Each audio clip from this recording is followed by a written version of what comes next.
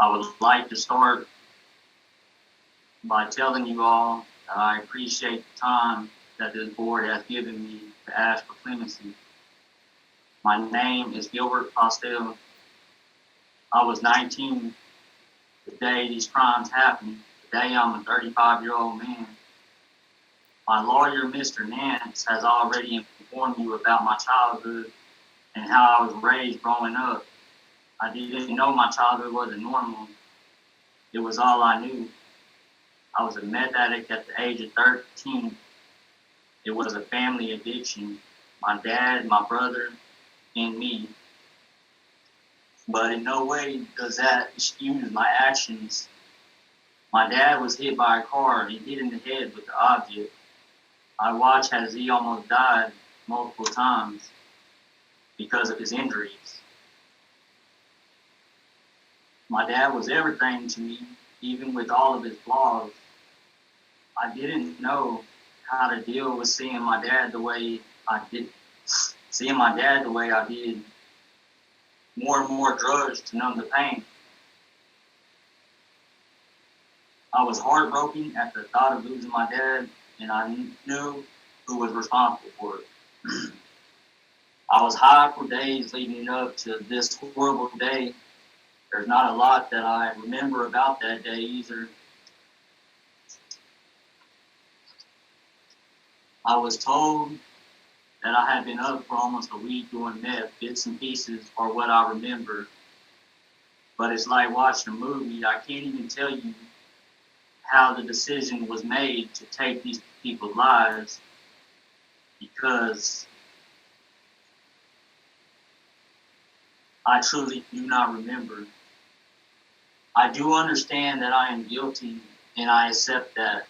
My life at that time was filled with chaos and drugs.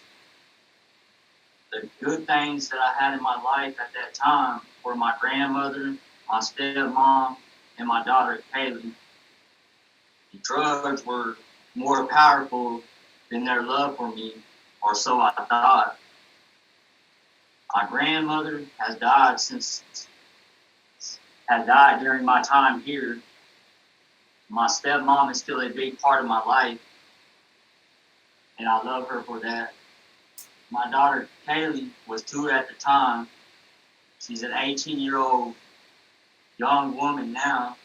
She's smart, independent, caring, and beautiful despite having me as her dad. I'm very, very proud of her, and I love her very much. In the time since I've been here, I've been working at being a better man, a better son, a better brother, and a better dad. I have been working as a unit orderly the last couple of years, and I try to be a positive influence in this place. I have family and a woman who loves me, and I do regret the pain and the loss that I have caused. But I am here asking the board to spare my life with the knowledge and the promise that I am not the 19-year-old boy I was. There's nothing more that I know to say to you all than I'm truly sorry for what I have done to all the families. Melinda, will you please call the vote? Richard Smotherman.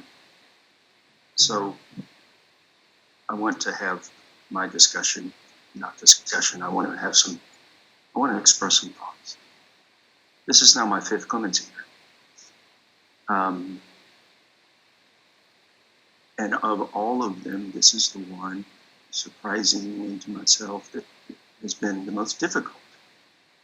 On its face, just the initial reading, I thought, oh my gosh, the crime is horrible. But it is also filled with a lot of mitigation. And before I walked in here today, I had no idea what I would vote. I find it compelling that the mitigating evidence was robustly, as I think the state put it, handled, that it was robustly litigated.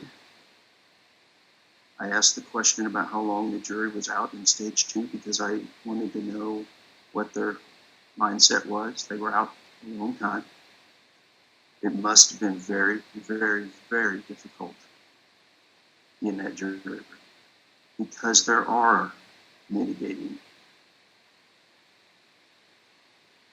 factors. And I find myself struggling even through the testimony today as where is that balance? You have 4 victims. Not 1, not 2, not 3, but 4. And I asked defense counsel, what is different now? And the answer I got was he's a different man. And I asked the same question a little bit differently to Mr. Postelle. And I got the answer, I guess Scott asked it, and we got the answer was, well, I've grown. But I do not, where my decision was made was when I asked Mr. Postelle about his responsibility and whether I do not believe he does not know what happened that day. And I would much rather hear, here's what I did and here's why I'm sorry. And for that reason, my answer is no. Adam Luck, Yes. Larry Morris, No. Kelly Doyle, Scott Williams. No clemency. Clemency is denied.